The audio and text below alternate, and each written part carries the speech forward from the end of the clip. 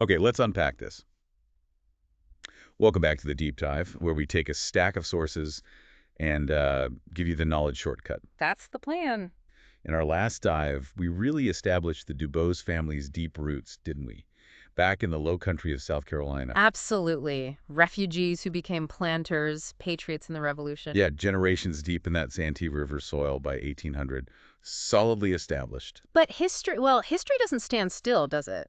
And the story of the early American South is just fundamentally one of constant movement. Right. So what we're exploring today isn't just, one family's story. It really mirrors this massive national thing happening. Like America itself expanding. Exactly. This established family, like the country, was sort of destined to push westward. Seeking land, yes, but maybe even more, seeking empire. So our mission today is really to follow that ambition. Follow the money, follow the dust kicked up by those wagons. We're tracking the DuBose family's second great migration. We're diving into what historians call Alabama fever, focusing specifically on those family members who packed up everything, left established lives, risked it all to become pioneers. Again. That's right. We're setting the scene early 1800s, and this lure, this pull westward, it was incredibly powerful. What was the promise? Fresh land, Hmm. dark, fertile soil, unparalleled opportunity, and maybe a chance to escape some of the limitations back on the coast. Okay. So this deep dive, we're going to trace those pioneers. We'll detail the, frankly, grueling journey and then document their pretty stunning success in forging a new heartland for their family line in Alabama. All right, let's start with the central puzzle here. You've got this family, they've achieved social prominence, they hold substantial land, deep community ties in South Carolina. Why risk all of that? Yeah, why leave? Why trade that established name, a comfortable home, for, well, the danger and the uncertainty of the frontier? It really boils down to that classic push and pull dynamic, and the push factors back in South Carolina, they were becoming overwhelmingly powerful by the turn of the century. Okay, like what? Well, the primary issue was the soil itself. Seriously. Mhm. For generations, the DuBoses, their neighbors, they'd focused on staple crops. Rice, indigo originally. Right, and then, crucially, short staple cotton after Eli Whitney's gin in the 1790s made it profitable inland. Okay, I understand cotton's tough on the soil, but are we talking just a generation or two of intensive farming? Was the soil really exhausted that fast? Oh, absolutely. Especially in those areas like the South Carolina low country where the DuBoses were, that sandy coastal plain soil. It was never naturally as rich as, say, the deeper inland loams to begin with. Right. And continuous cotton planting without, modern crop rotation just rapidly depleted the vital nutrients. Nitrogen, especially. Planters could see it. Their yields were dropping drastically year after year. It forced them to acquire more and more land just to try and maintain the same profit level. It was a race against diminishing returns, really. So the very land they had worked for over a century was, in effect, betraying them. But surely it was still valuable, even if less fertile. Well, the value was dropping, and crucially, the amount of land available for expansion was getting tight. And this leads straight into the second huge push factor, land pressure from inheritance. How so?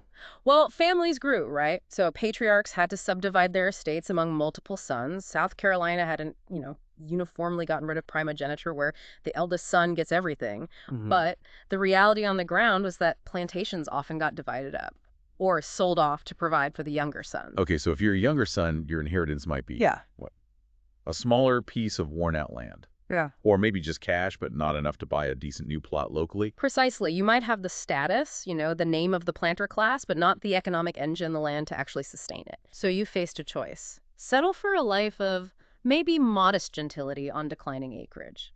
Or take whatever capital you did have and invest it where the soil was virgin, the land was cheap, and there was plenty of it. So moving wasn't just an option. For many ambitious young men, it became an economic necessity if they wanted to maintain the family's upward trajectory. Wealth prominence movement was key. That paints a really clear picture of why they might have felt pushed, almost forced, to leave a world that seemed comfortable on the surface. So if South Carolina's landscape was becoming kind of hostile to future generations, what was the irresistible pull factor? Why Alabama specifically? What was Alabama offering that, say, Georgia or Mississippi wasn't? Alabama was offering virgin ground, incredibly fertile ground, at exactly the right historical moment. Okay. The pull factors are fundamentally geopolitical. You got to trace this back to the War of 1812 and Andrew Jackson's role in it. Ah, Horseshoe Bend. Exactly. His victory over the Creek Nation at the Battle of Horseshoe Bend in 1814 just shattered the political and military power of the Native American tribes there. And that military victory that then paved the way for the land to be, well, legally transferred. Precisely. The Treaty of Fort Jackson that followed. It forced the Creek Nation to cede 23 million acres of land, vast territories in what's now Alabama and Georgia. 23 million acres. Suddenly, this massive, incredibly attractive area opened up for white settlement. And this wasn't just any land. This was the famed Black Belt. We hear that term, the Black Belt, a lot in history. Can you explain what that is? Yeah. Geographically, economically, why did it become almost legendary? Yeah, geographically, the Black Belt, it's this crescent-shaped band running right across the center of Alabama. And it gets its name, initially anyway, not from its demographics, though it certainly became the heart of slave-based agriculture later, Right. but from its soil. Rich, dark topsoil. It's the result of decomposed marine life and limestone from, the Cretaceous period. It's naturally fertile, incredibly deep, and holds moisture way better than pretty much any other soil around. So, practical terms. Right. If South Carolina soil gave you, maybe 1 bale of cotton per acre on a good year, Yeah. what was the Black Belt promising?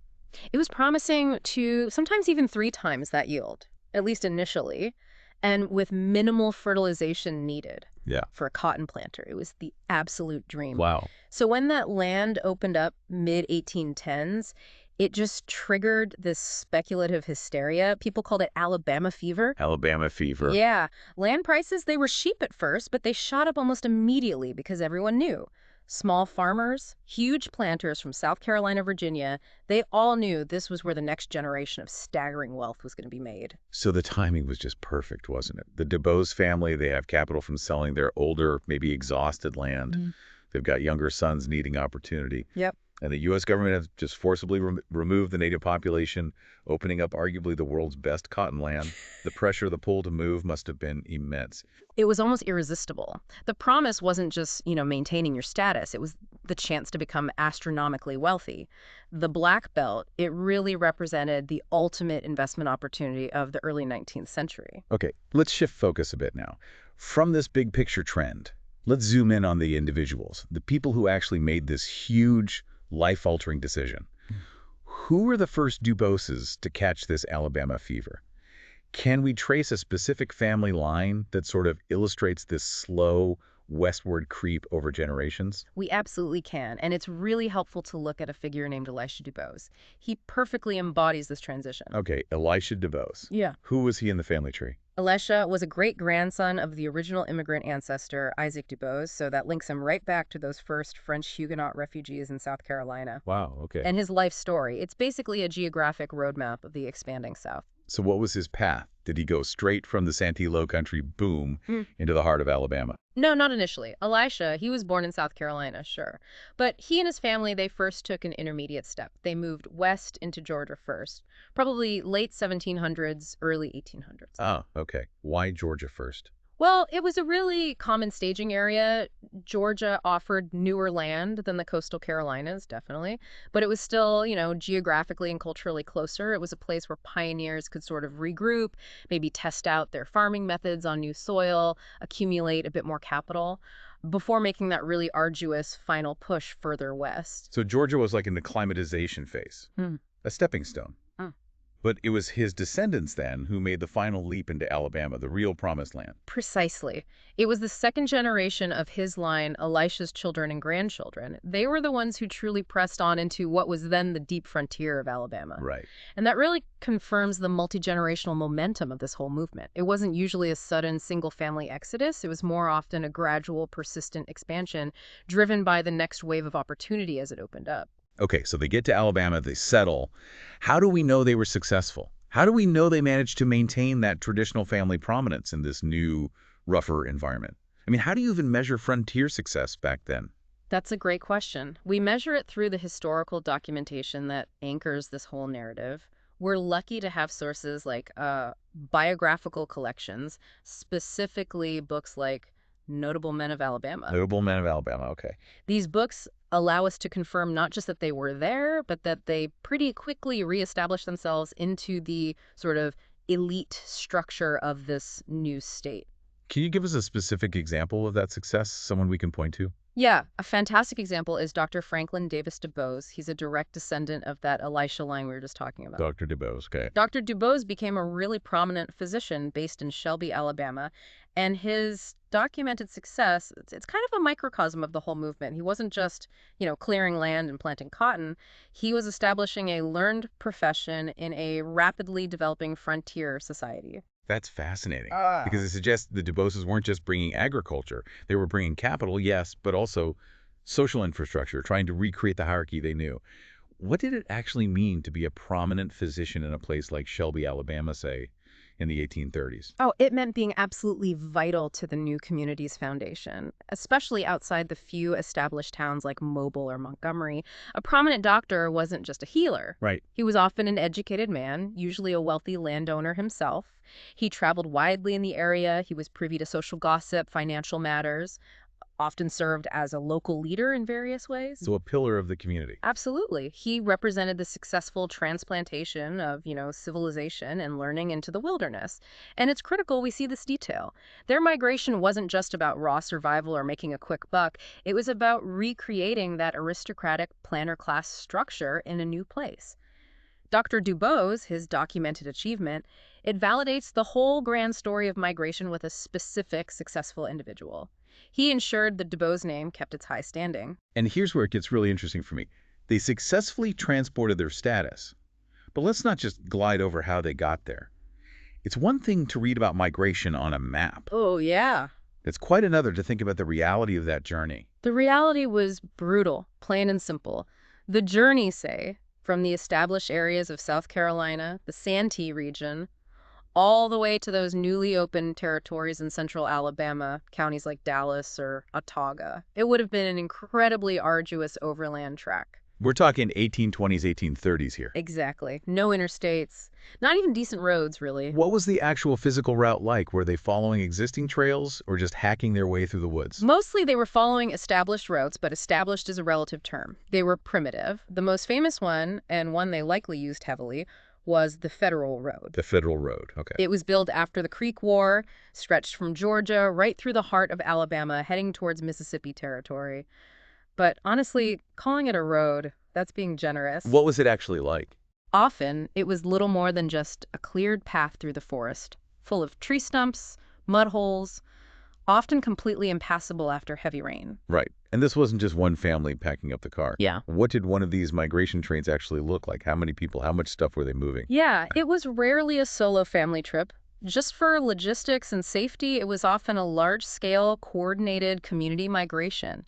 You might have dozens of related families or maybe families from the same church or neighborhood all moving together. Wow. In a massive wagon train. And they were moving everything, all their household goods, farming tools, seed supplies, livestock cattle, horses, pigs, and critically, their entire enslaved labor force. That sounds like a logistical nightmare. Just feeding everyone, coordinating movement. What kind of timeline are we talking about for this journey? Weeks? Oh, months. Easily months. The journey could take 3, maybe 4 months, depending on the weather, where exactly they started from. 3 or 4 months on that road. Yeah. And facing monumental physical challenges every single day. Crossing major rivers like the Savannah or the Chattahoochee. That meant relying on rickety ferries, if they were lucky, more often. Floating the wagons across somehow, swimming the livestock. Oh my gosh. Imagine trying to navigate those non-existent roads through dense pine forests, dealing with constant wagon breakdowns, axles breaking, wheels shattering, trying to keep supply lines going for hundreds of people and all those animals for a quarter of a year. And the danger of disease must have been just overwhelming in those conditions. Poor sanitation, constant exposure. Disease was the #1 killer on those trails. Absolutely. Malarial fevers, dysentery, the flux, they called it, other infectious diseases, just spread like wildfire through the tightly packed migrating group. The journey was a brutal test of endurance. Failure could easily mean death. Success required absolute persistence, and frankly, an almost ruthless focus on just reaching the destination. Now, we absolutely have to talk about the human cost here, beyond the DuBose family unit itself. This journey, this migration. It wasn't voluntary for everyone involved, was it? No. That is the crucial, inescapable reality that underpins this entire story of success. The DuBoses, these planters, They weren't moving alone. Their wealth, their ambition, it was inextricably linked to the labor system of the South. So the journey necessarily included the forced migration of enslaved people. They were the engine of the move. In many ways, yes. And the experience of that journey for those enslaved individuals was fundamentally different. It was an act of profound violence. How so? Well, it often meant permanent separation from family members who might be left behind or sold off. When planters sold their worn-out South Carolina land and moved their entire operation, they brought their human property with them.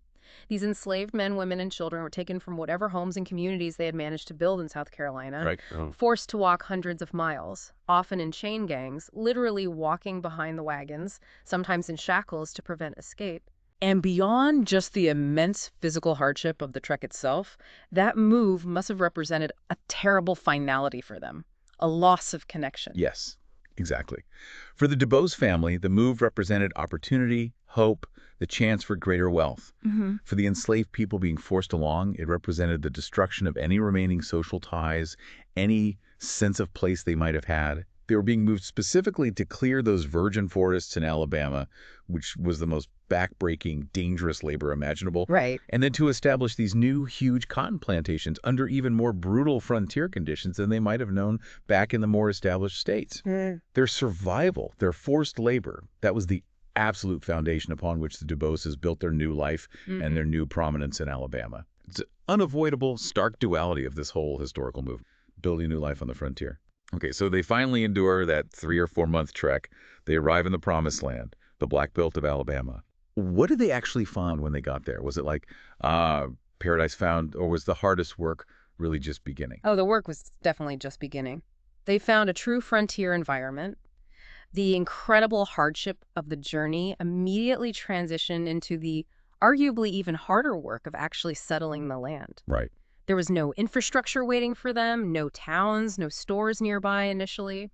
The land itself was often covered in dense virgin forest, huge trees, or thick canebrakes, which were incredibly difficult to clear. Those first 6 months especially were just a furious scramble for basic survival and establishment. So what were the absolute first steps? What did they have to do immediately upon arrival? Task number 1, and this fell almost entirely on the shoulders of the enslaved workforce they brought with them, was clearing the land. This meant felling enormous, ancient trees, cutting and burning brush, pulling stumps, just preparing the soil for that first critical planting. And this was incredibly dangerous work. Trees falling, accidents, plus exhausting labor, sometimes requiring the workers to stand waist deep in swampy areas, battling mosquitoes, disease, snakes. Unbelievable. Okay, so land clearing is job 1. What about shelter? They couldn't keep living out of the wagons. Right, so simultaneously task number 2 was building shelter.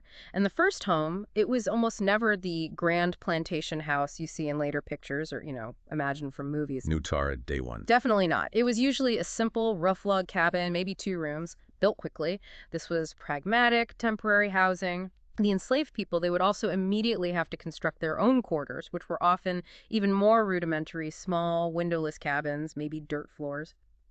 Now, if the venture proved successful, then that temporary log cabin the family lived in might later be replaced by the more formal, impressive plantation house. That became the visible symbol of their wealth and permanence.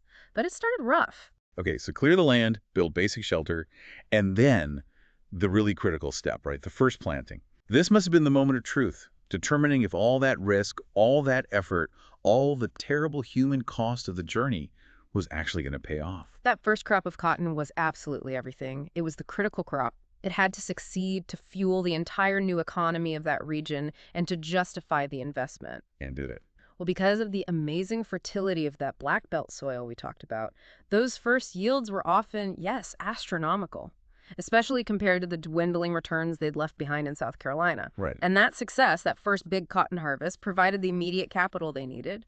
Capital to buy more land nearby, often from speculators or smaller farmers who couldn't make it work. Capital to buy more enslaved labor. And capital to just accelerate the whole process of establishing dominance in the area. Now, if the soil was so rich, the yields were potentially so high, wouldn't the competition have been just overwhelming? Yeah. How did families like the DuBoses manage to sort of quickly leapfrog any existing settlers or maybe lesser funded planters to reestablish their prominent social standing so fast? That's a brilliant question, and the answer really lies in capital and timing and, well, existing resources. Okay.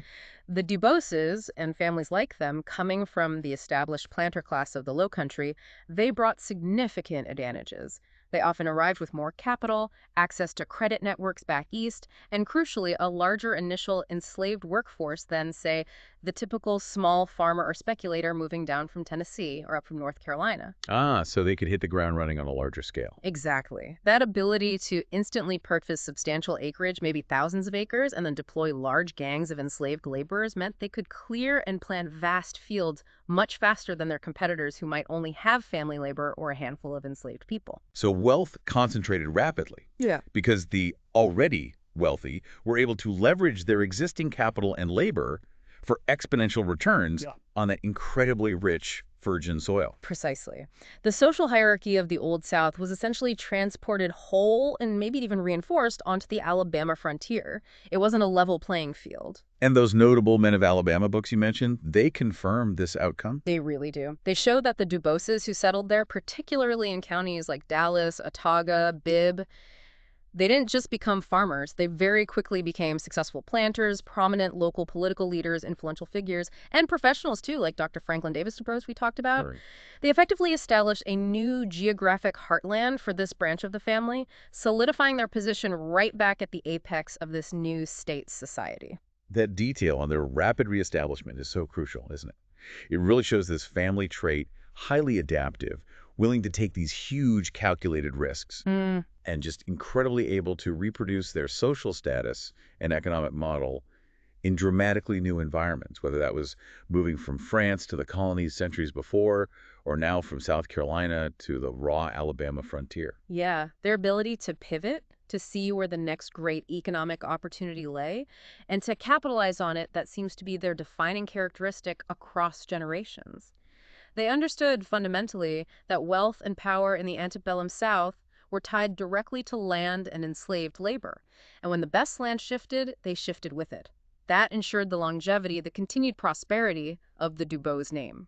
So looking back at the whole arc of this journey, from the exhausted fields of South Carolina to the booming cottonlands of Alabama, you really can frame this whole Alabama migration as a kind of second founding for this branch of the family, can't you? I think that's a perfect way to put it. It absolutely echoes the pioneering spirit of their original immigrant ancestor, Isaac. Right. Same spirit, different century, different destination. Exactly. They demonstrated that same willingness to liquidate established assets, to leave the familiar behind, and risk pretty much everything they had for a new, potentially massive opportunity.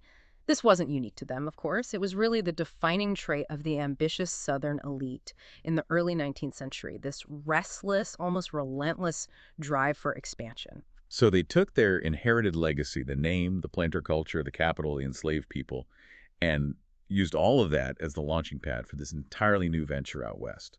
What's the ultimate legacy, then, of this huge movement for the DuBose family story overall? Well, in making this move, they didn't just relocate. They fundamentally expanded the DuBose family's footprint across the South. They wove their family story inextricably into the economic and political fabric of another major Southern state. Yeah. South Carolina remained their historical home, their origin point. Yeah. But Alabama, that became their new economic engine, their new social anchor, at least for this significant branch. They created this massive, successful enterprise, all built on the back of the booming cotton economy. It's a really powerful story. Ambition, adaptation, incredible success against the odds of the journey and the frontier itself. But, success, especially success built so heavily on frontier expansion and such a volatile single crop like cotton, it can be incredibly fragile. Oh, absolutely fragile. And that leads us right into the final provocative thought that you, the listener, really need to carry forward from this deep dive. Okay. We've established this branch of the DuBose family's stunning success, right? Their regained prominence as major planters, leaders in the new Alabama Black Belt. Their roots are now sunk deep into this new, incredibly rich Alabama soil, a massive foundation. Built fast and strong. But think about the inherent fragility of that very achievement. The immense wealth, the social standing they built it, was almost entirely reliant on that single crop, cotton, on a specific and increasingly controversial system of enslaved labor, and on a national dynamic of territorial expansion that was, even then, starting to tear the country apart. So, if their original roots were so deep in that South Carolina soil, How did this new, powerful, expansive Alabama foundation they built, how did it handle the immense pressures of national division when the very economic engine they'd created, King Cotton, fueled by slavery, was directly threatened by the growing crisis between North and South? That really sets the stage personally, doesn't it? They established their new empire just in time for it to face the ultimate test of loyalty, resources, maybe even survival. Thank you. This has been a fascinating and really extensive look at a pivotal moment. My pleasure. It's a complex story with deep resonances. So join us next time for the deep dive. We'll return to the DuBose family, looking at both those who stayed in South Carolina and those who built this new life in Alabama, and we'll explore their experiences during the nation's greatest trial, the Civil War. We'll see how that established prominence, both old and new, weathered the ultimate storm.